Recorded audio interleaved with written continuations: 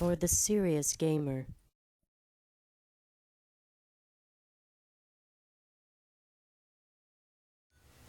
Hey guys, what's going on? It's Guns for Hire here from NextGenTactics, and I thought I'd do another Black Ops update for you.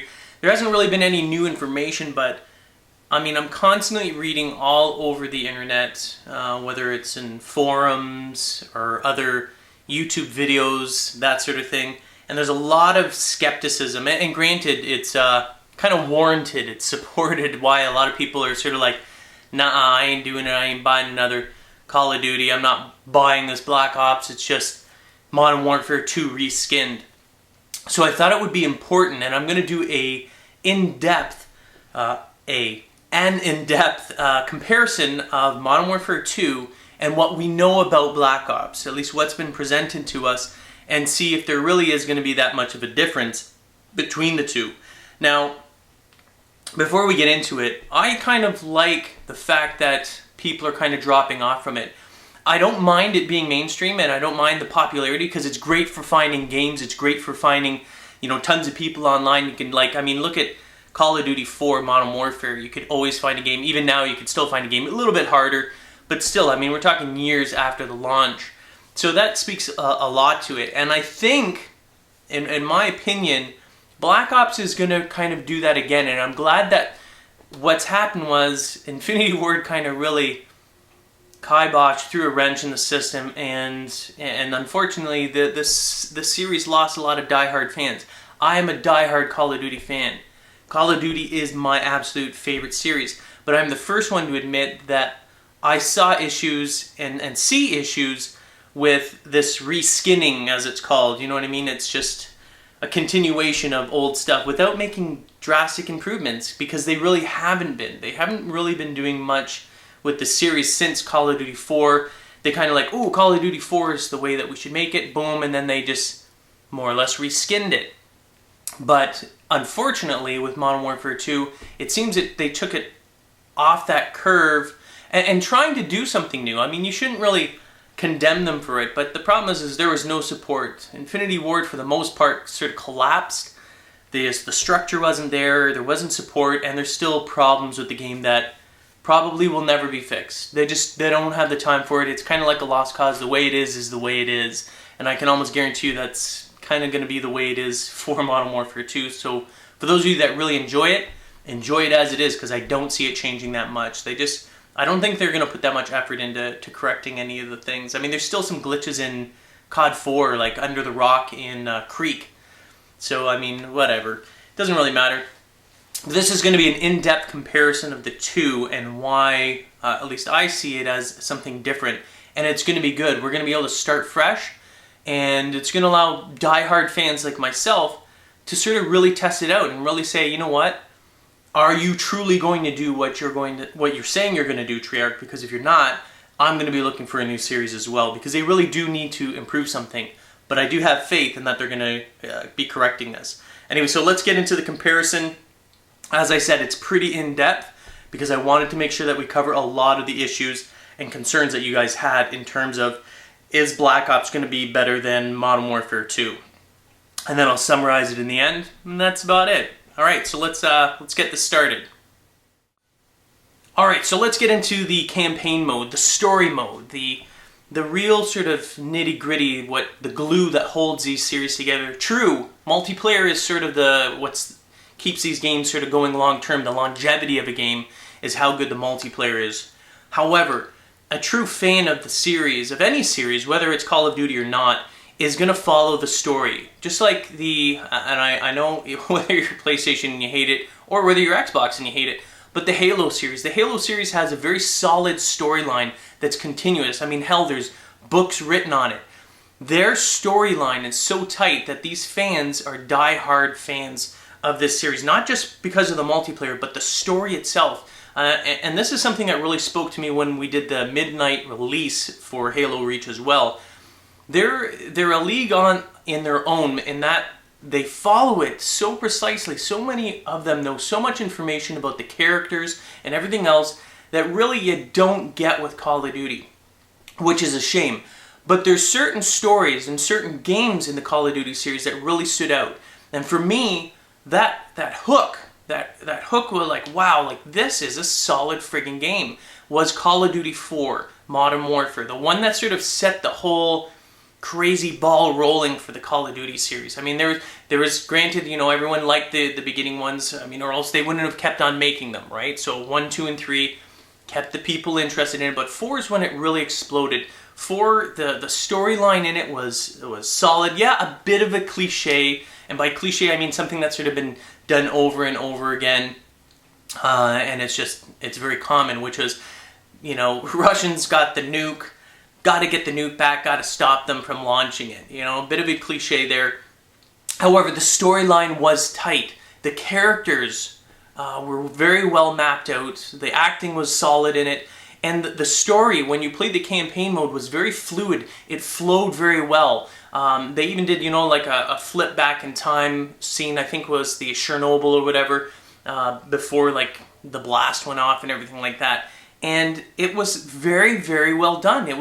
It sort of brought you in. It sucked you into their friggin' world while you were playing it. And I gotta admit, I played the story mode, the campaign mode, probably 4 or 5 times at least. I absolutely loved it. And then when I got into multiplayer, that's sort of the longevity, and that's where I stayed in there. But even when I was playing multiplayer, the odd time I'd be like, you know what? I kind of want to go back and play this mission here because I actually really enjoyed it. The story was tight. I still remember the storyline, and it was solid. And really, that speaks leaps and bounds. I mean, you want to have that story. You want to have that knowledge of it, and that's really what keeps you coming back. And then we got into Modern Warfare 2, and for a lack of a better word, the storyline sucked. It really did. I mean, there were so many holes in it. If Call of Duty 4 Modern Warfare was a story, it would be a hardcover book. It would be a novel, and you could read it. It would be like, I don't know, not Tom Clancy, you know what I mean, those books, whatever. I can't think of the author that creates these things, you know, Patriot Games and everything like that. Anyway, it would be a solid book, and you'd be able to read it. And then Modern Warfare 2 came in. It would be like this, you know, in the back cover of Modern Warfare Call of Duty 4, it would be like, send in one of these UPC codes and we'll send you a special edition story. And then you get this comic book that's got a few pages, and that's Modern Warfare 2. There really wasn't a huge, it was the cliche of the cliche. It was like the story that was trying to latch on to the previous story, but it really wasn't engaging. It was just like trying to follow off from the last one. Kind of like what Halo does, where it is a continuous story. It was such an epic story, and the players and the gamers wanted to follow it. But with Call of Duty, it just, you know, it was a good story from Modern Warfare, but not good enough that you could just simply tag on some additional, and then this is what happened after. Because it wasn't solid enough. There was holes in the story all over the place. It wasn't fluid. The plot line, which, you know, like, basically how the story built up and everything like that, following it from start to finish, was kind of all over the place. Wasn't tight whatsoever, and it just kind of faltered here and there. There really wasn't anything solid. It was just kind of like taking the tidbit of what might have happened after the end of Call of Duty 4, and then took that, what might have happened, and stretched it out super thin. And because of that, you end up with a really poor storyline, plotline. The characters, I mean, the characters were already developed, but there was no further character development. We didn't learn any more from any of the other characters. It wasn't like we learned about their past, I mean, to a certain degree. Maybe they showed a tidbit and, oh, we know what his favorite color is. You know, who really cares? And then we get into Black Ops. Now, we don't really know to the extent of how well they're going to actually do the story, but the beauty of this is, yes, it's a war story, and some of you are crying, oh, well, you know, this is another cliche, it's good guys versus bad guys. That's the way it always is going to be. It's a war game. War games are good guys versus bad guys. Again, subjective, who the good guys and who the bad guys are, but good guys versus bad guys nonetheless. That's the way it is. That is not a cliche. It's the story of Russian bomb and blah, blah, blah. So what we're looking at here, though, and what is very, very good in this, and sort of speaks to, and it has the possibility of extending this, they can do kind of like the Bourne Identity movies. They're able to extrapolate from this Black Ops, if they do it right. Now, I don't know, because we don't have it yet, but if they do it right, they're going to be able to extend that. We could have Black Ops 2 if they do it well enough. And if they don't do it well enough, then who really cares if they make Black Ops 2? We'll move on. But it's set in the Cold War in Vietnam, Cuba, and the Arctic. Now, the huge difference here is the Cold War, for those of you guys, most of you guys won't know this anyway, and that's why I'm explaining it to you. Cold War was a huge political war. It was largely a political war, and it happened at the end of World War II. So once, Nazi Germany was sort of pushed back, and we were in repair mode, basically saying, wow, like everything is destroyed, we got to get back. Suddenly there was political turmoil within the Soviet Union, USSR, when they were actually hugely powerful. This is in the days of Soviet Union. Why these war games are made, Soviet Union versus the USA, and now not so much. Soviet Union has gone through a lot of turmoil, a lot of breaking up of these satellite states, and it's caused them a lot of grief. And this is sort of what this goes around. The main Cold War was actually focused primarily within the Soviet Union itself. It was distension between the motherland and these satellite states. And by satellite states, I mean these areas around the world where they're kind of pockets. Kind of like, and I shouldn't say, for a lack of a better word, say Alaska from the United States. You have the United States, you have Canada, and then completely separated from each other is Alaska. And that is a satellite kind of state, if you know what I mean. I know it's not exactly that's what it is, but I'm trying to give you an idea for those of you that don't really know what I'm talking about. But it's something that they control that's not directly attached to them. And a lot of times that happened to be with Cuba and all sorts of other friggin' countries around the world where they reached out and everything like that. And so all of a sudden at the end of the war, they were like, do we keep it? How do we control it? Because their resources were so thinned out from World War II. There was a lot of weakened infrastructure in there. They had their own problems within their own, the motherland. I mean, look at it now. It's been split and torn like crazy. So this is what we're talking about here. We're talking about a hugely political war here, but just not political. There were a lot of things at stake. The Soviet Union, nuclear warheads and everything. This is where the tension came from. There was a lot of potential destruction that could come from someone not managing this properly.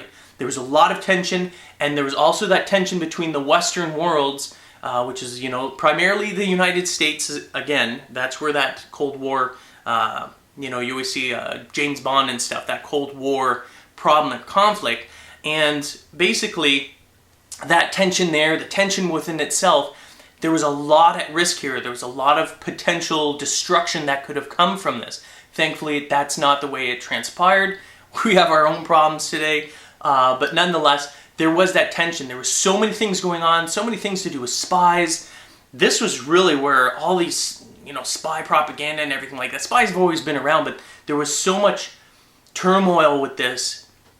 Spies were all over the place. And that's really where Black Ops comes in. So there's so many storylines, Vietnam and everything like that, the Cuba missile crisis. So many friggin' things that could have went wrong and destroyed and killed millions of people even after World War II. That's why this storyline has huge potential to not only be better than Modern Warfare 2, but to blow it out of the water, to possibly be even better than what Call of Duty 4 was. Call of Duty 4, again, was a good story, but it was a cliche nonetheless. They were lucky that they wrote it very well. They focused on it, and they came out on top. It was a very good campaign mode. However, what Black Ops is doing is taking real history. And this history is actually, this isn't a cliche. This is exactly what happened in history. So there's so many stories though. So they could have taken just one particular area, one particular satellite state of the Soviet Union and focused Black Ops on that, and then Black Ops 2 would have been in another area. So I'm very curious to see, maybe they're going to give us a broad range. They're going to show us all sorts of things, which is what they're doing, right? I mean, we got Cuba, we got Vietnam, and we got the Arctic. And I think what they're going to do is they're going to kind of give us a taste of everything, give us sort of the general idea, and if it's a hit, I guarantee you they could easily extrapolate sub-series from that and still make the stories tight and make them explosive and exciting, because that's exactly what happened in real life. So it's not going to be like if Black Ops 2 will not be like Modern Warfare 2, where it's just, here, let's take this tiny thing and try and stretch it out. You wouldn't have to do that. There was so much political turmoil and potential destruction from the Cold War happening in several, maybe hundreds of places around the world, that you could easily make a ton of friggin' stories. So that's what I'm hoping they're going to do. Anyway, so that's the campaign mode. Campaign mode for Black Ops. I got high hopes for it. If they nail it well, if they get good story writers, good war vets, and all that other stuff, politicians, no, I don't want them involved, but they would give it sort of an authentic taste to it. So I'm extremely excited. I can't wait to play the campaign mode. I think it's going to be really tight, and I think it's going to blow our mind.